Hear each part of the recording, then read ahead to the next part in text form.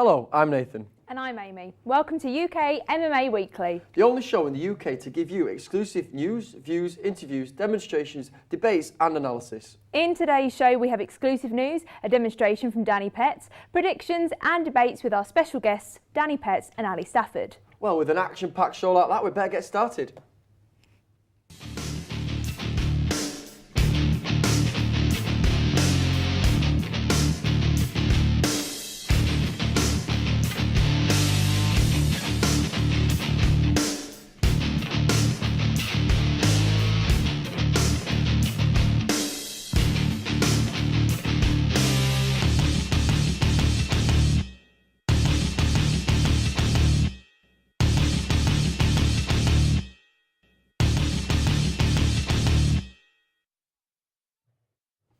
Welcome to the news.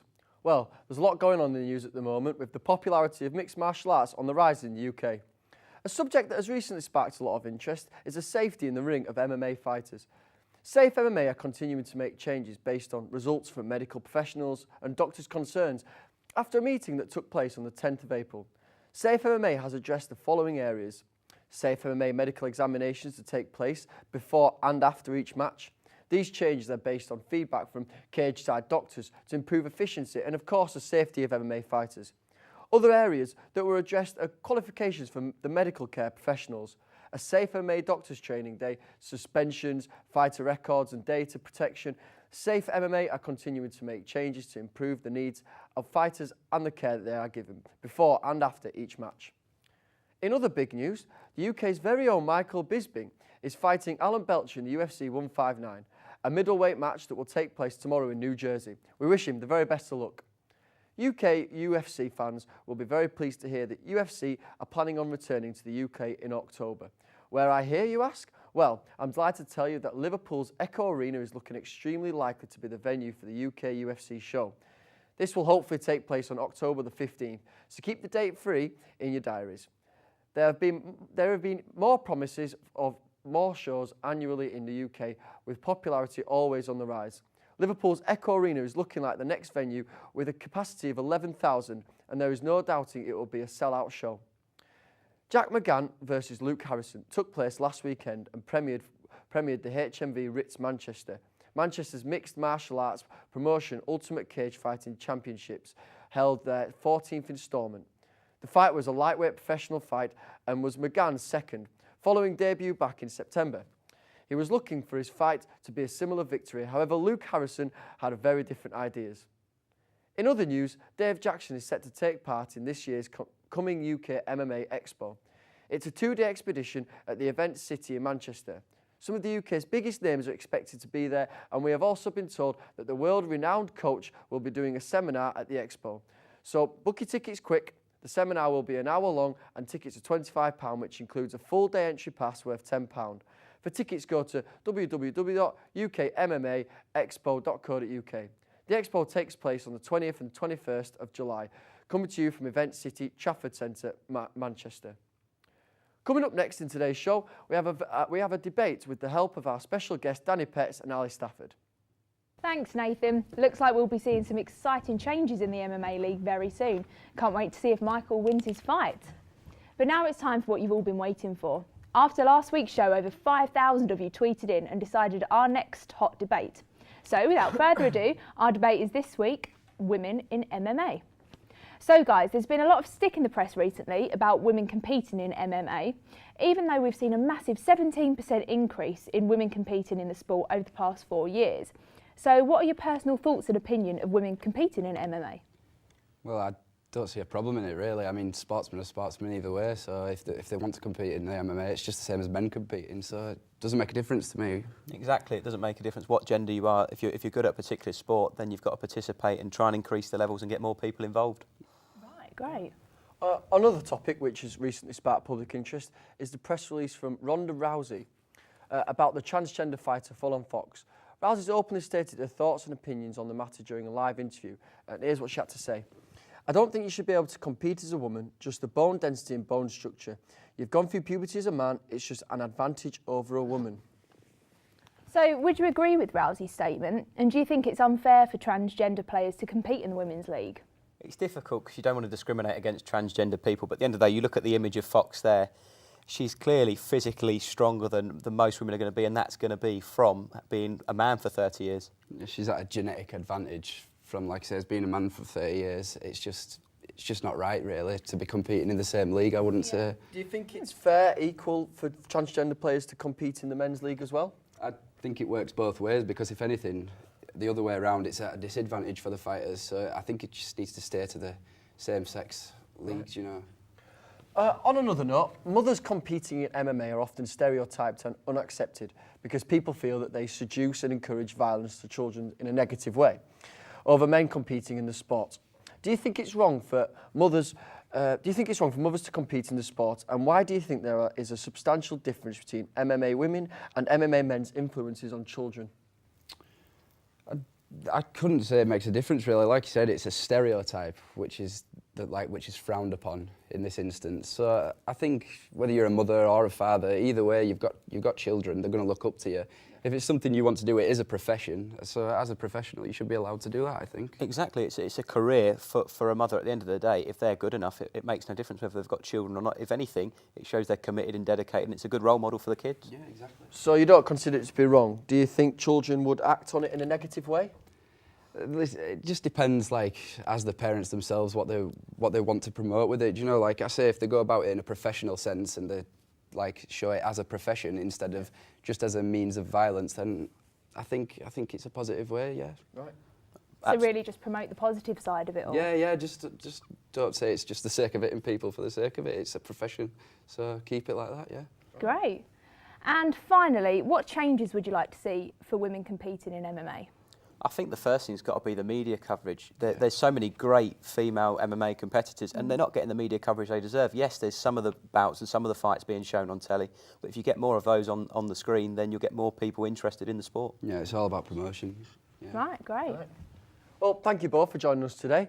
We hope you enjoyed the debate, and remember, those of you watching at home can tweet us at #UAKMMAweekly to submit your next debate topic ideas. So next up on today's show is an exclusive insight into the world of MMA, as our team visited a local up-and-coming club in the heart of Lancashire. Here's what they got up to. Hi, I'm here with Rob Friedman from the Predators Gym here in Blackburn. Nice to meet you. Hi. So how long have you had this particular gym for? This particular gym I've had just after Christmas we moved in here. We had a different place down the road, but I've been coaching now for about 3 or 4 years now, various different places. So. Is it just mixed martial arts you do here, or have you got other types of combat? No, we've got a boxing coach, Sean Litherland, who also coaches out here, and he teaches Thai as well. So we have quite a decent broad range of different martial arts, really. So how did you get into the mixed martial arts world? Well, I've boxed since being a kid, really, and then obviously seeing it on TV and that, and thought, well, yeah, this is what I want to do. So I sort of searched around a few different clubs. Had to travel quite a long way at first because there wasn't that much in this area at all. So I eventually found a good club in Manchester, which is Manchester Predators, and then it kind of went from there, really.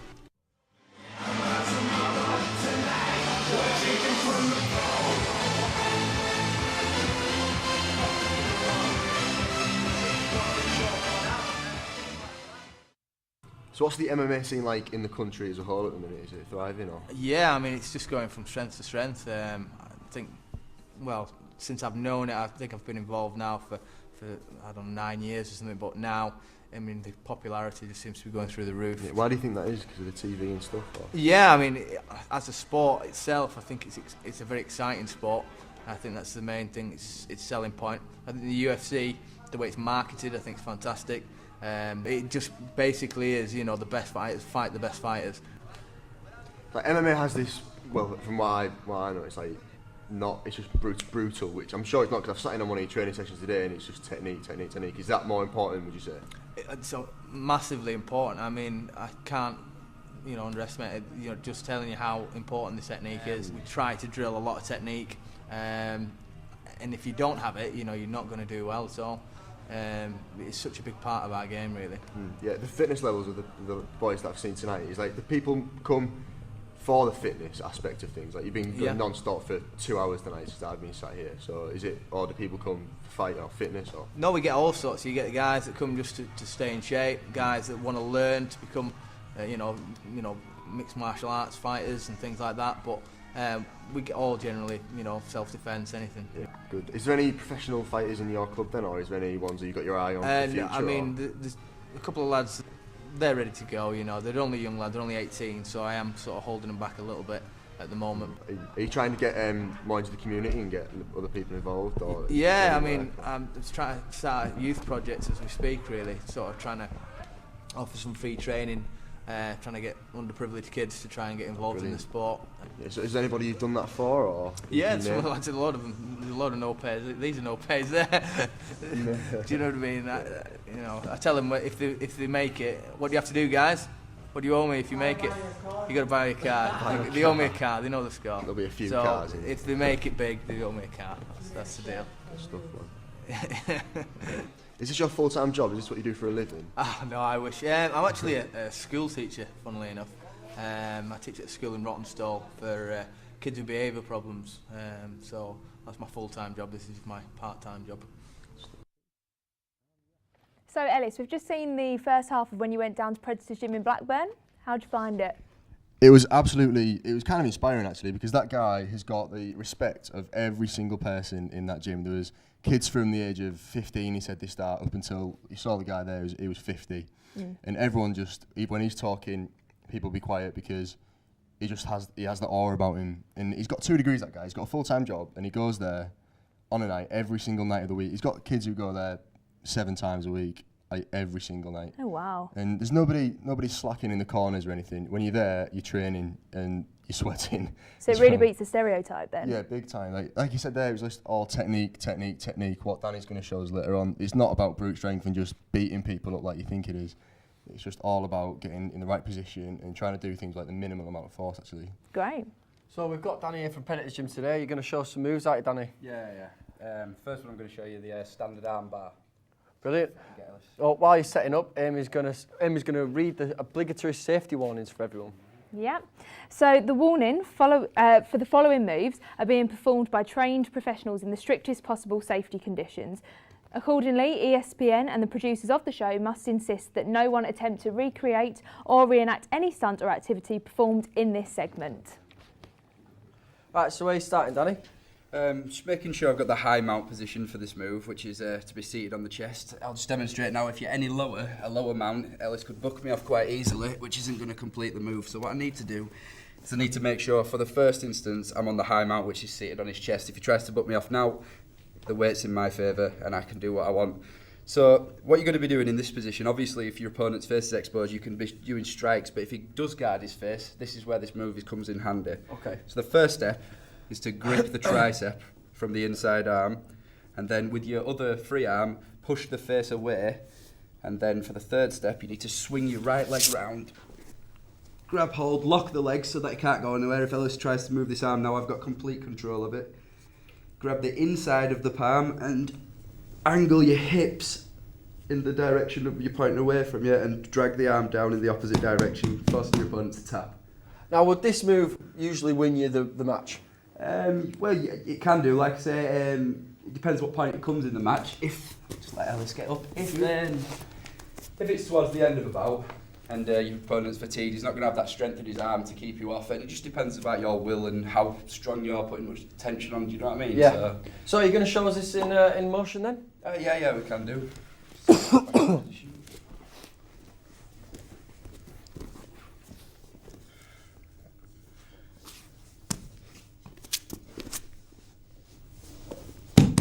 It's as simple as that. Right, lovely. And you've got another move, have you? Yes, for the next move we're going to do the guillotine, which is more of a counter-attack. So if Ellis shoots for the takedown, comes, gets his arm stuck, and then I just slot my arm under there, under his chin, right?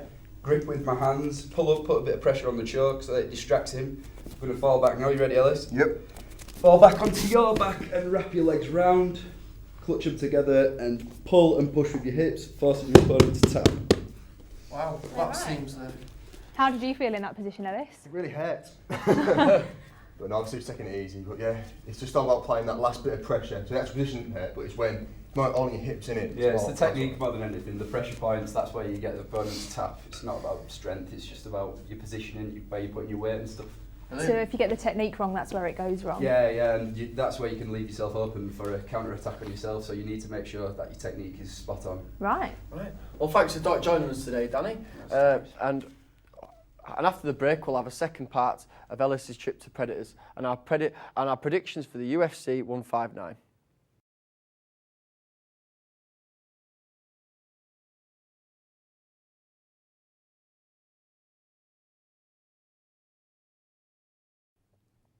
A special thanks to Danny and Ellis for a very interesting demonstration.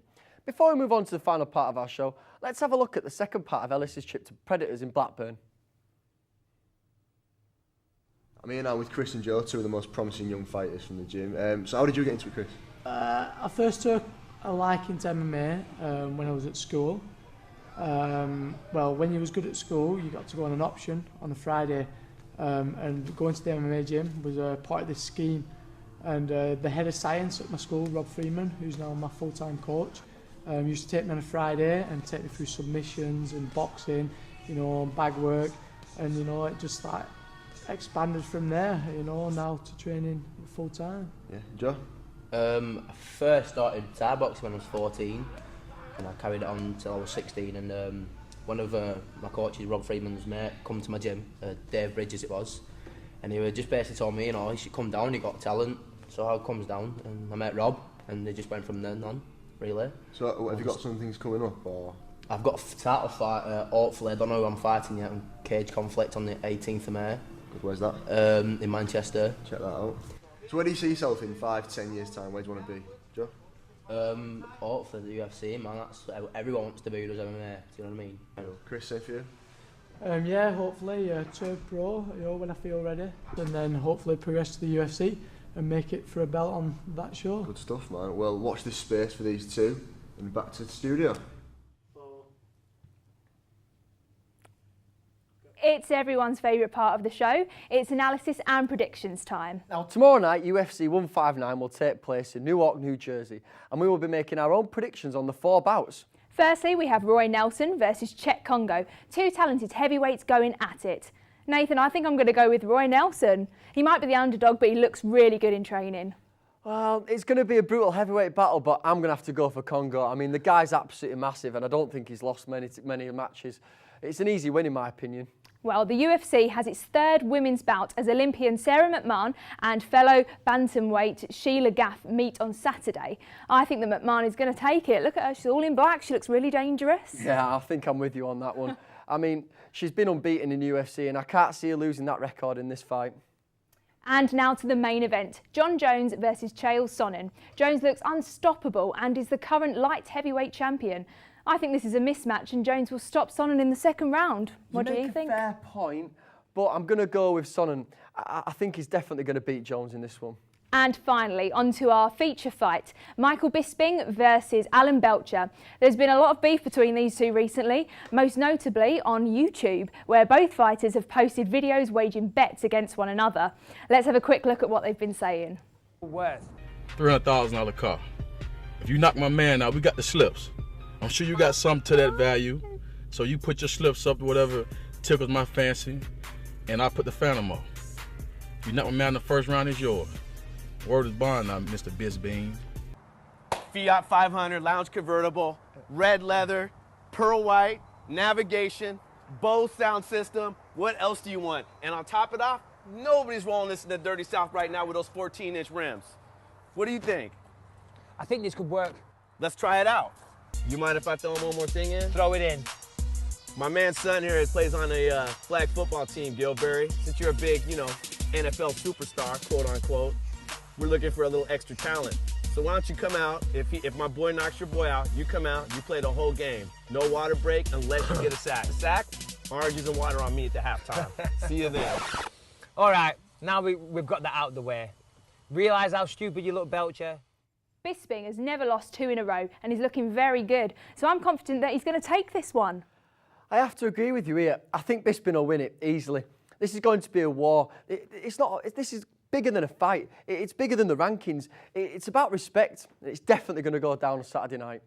Well, this has been UK MMA Weekly. Join us again same time next week where we'll be reviewing UFC 159. It's goodbye from me. And it's goodbye from me.